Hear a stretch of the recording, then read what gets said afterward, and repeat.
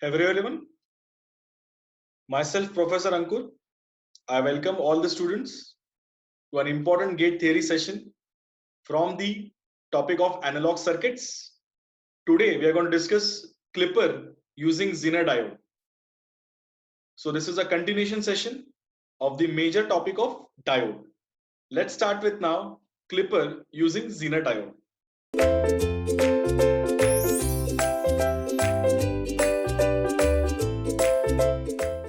So before we actually go for Zener diode, let's have a small recap regarding a normal diode. So if you observe the circuitry, there are two circuits, one on the left hand side and other one on the right hand side. Both of them are having the same diode defined as D. They are PN junction diode. Resistances are also same. But the value of battery V in both the circuits, even if it is same, the connection is different. For the left circuitry, it is plus to the circuitry and minus goes to the ground. So it will work like a positive battery. And for the right circuitry, it is minus goes to the circuitry and plus goes to the ground. Implies it is a negative potential. Now we need to understand the operation. So when we go for the first circuitry, if you observe carefully, the left hand side circuitry, which is under the title of positive bias circuitry, the cathode is connected to the plus potential. Implies when we talk about the operation and the positive half cycle of the AC input, when the input starts rising, unless and until the input crosses the value of plus V volt, the diode will remain reverse. If it is reversed, the VO will be equal to V. But as soon as the input Vi crosses the value of V volt, the D will work like a forward bias. And hence it will work like a closed switch. And that's the main reason you will find that the input will go to the output. So observation says on the left hand side figure under the title positive bias, you will get output equal to input for any value of input greater than plus V volt. But as soon as the voltage of input goes below V volt, the diode D will become reverse. And once the D is reverse, automatically you will find the value of VO equal to V. For the entire negative cycle of the AC input, you will find that the diode will work as reverse bias.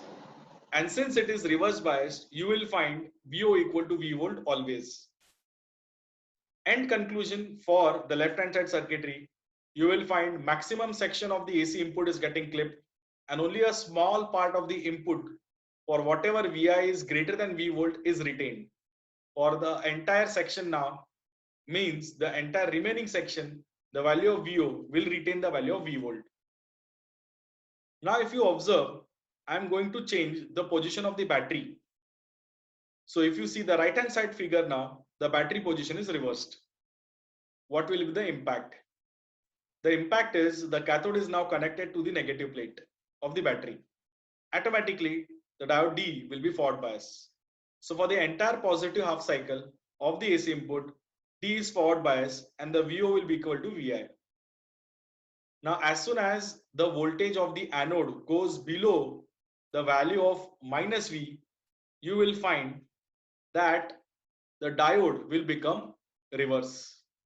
Once the diode becomes reverse, the value of VO will be retained at minus of V volt.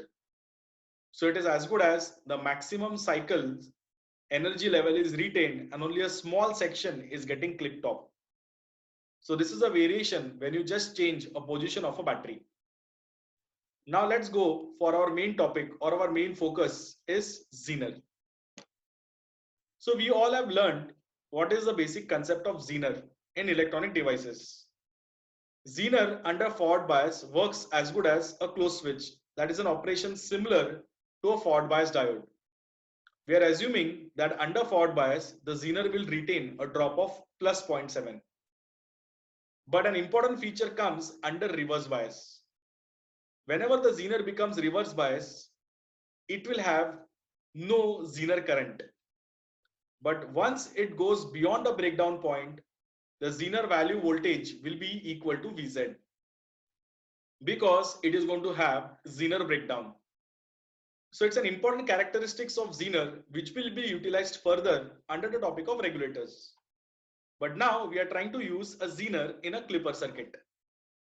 So under forward bias, it will have a drop of 0.7, and under reverse bias, it will retain a value of Vz. Now let's look at the first circuitry.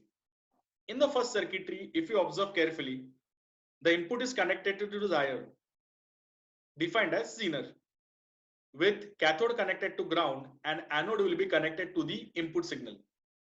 So in the positive AC half cycle, the Zener diode will become forward bias. But unless and until the input crosses the value of forward voltage, the input will be passed to the output. And as soon as the input crosses the value of 0.7, as I've said, we are assuming that the forward voltage required by the Zener to turn on is plus 0.7. That is similar to the voltage of a diode. And that's the main reason. Once the input crosses plus 0.7, the Zener will become forward bias.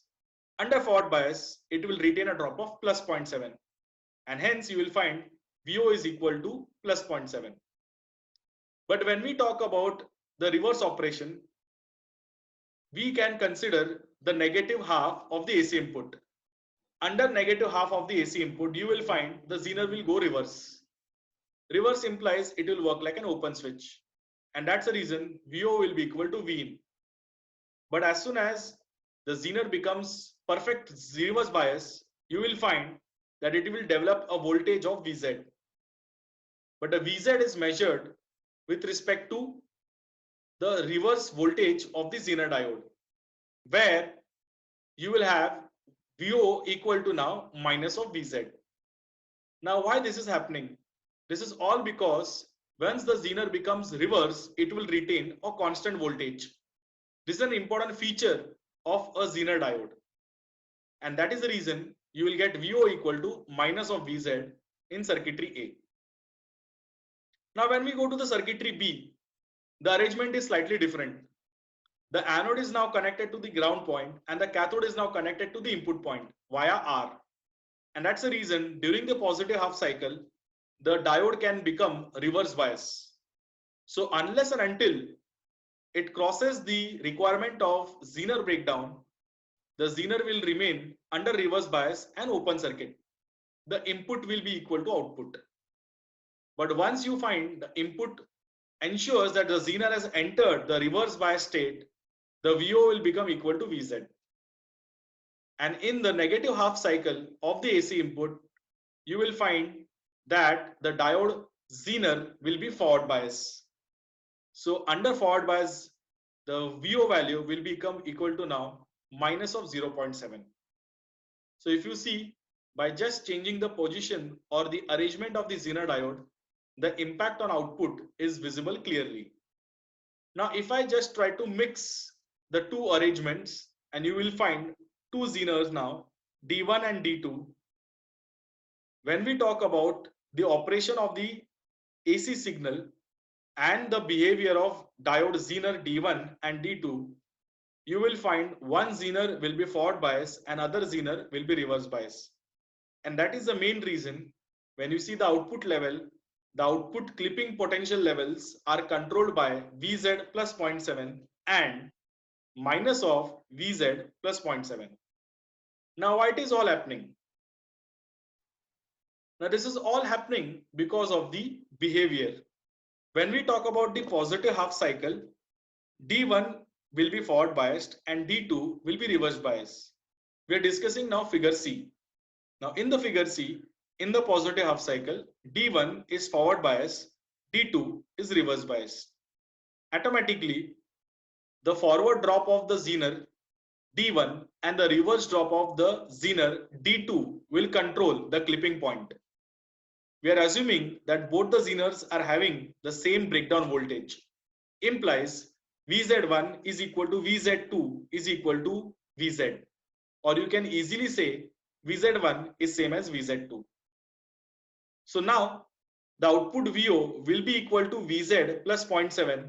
That is a condition when the D2 Zener has become perfect reverse bias and D1 is under forward bias.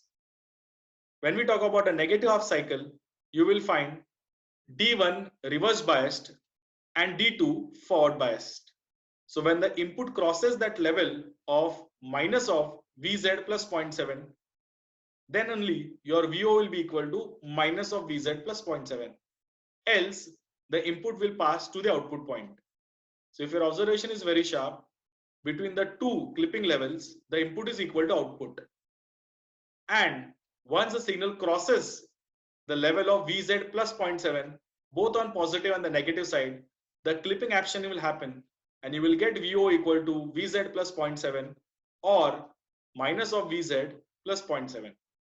Here we are trying to have a look on the characteristics, which is also called as transfer characteristics. The figure is now modified where we are using 4 diodes, where 2 are our normal diodes and 2 are basically Zener. Now let's have a look at figure number A. In figure number A, when I talk about the positive half cycle of the AC input, during the positive half cycle, D1 will be forward biased and D2 will be reverse biased. Since D2 is reverse biased, the second branch is as good as redundant. So whatever has to happen with respect to the branch which is having D1 and Zener Z1.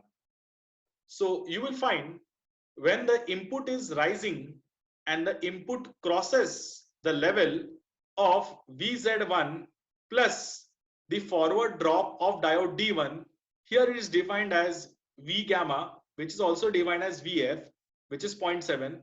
So I can say that when the input crosses the level of Vz1 plus 0.7, then we have Vz1, that is your Zener 1, under Zener breakdown. Automatically, till the point you will find input is equal to output. But input crossing that level of Vz1 plus Vd, you will find VO is equal to holding level of Vz1 plus Vd. Now why it is happening? It is all happening because of the Zener diode. The same impact can be seen on the second branch. When we talk about the second branch, you will find the controlling level controlled by D2 and Vz2. Here, the input is going below that level of Vz2 plus Vd. Till that point, the input is equal to output. But once you see input crossing that level, you will find a constant voltage level retained. The graph what you see here in figure B is basically defined as the transfer characteristics, which is the relation between VO and VI. So during the positive half cycle of the AC input, the first branch will be active and will give you a clipping effect. And in the negative half cycle of the AC input, the second branch will be active and it will be giving you a clipping effect. Thank you.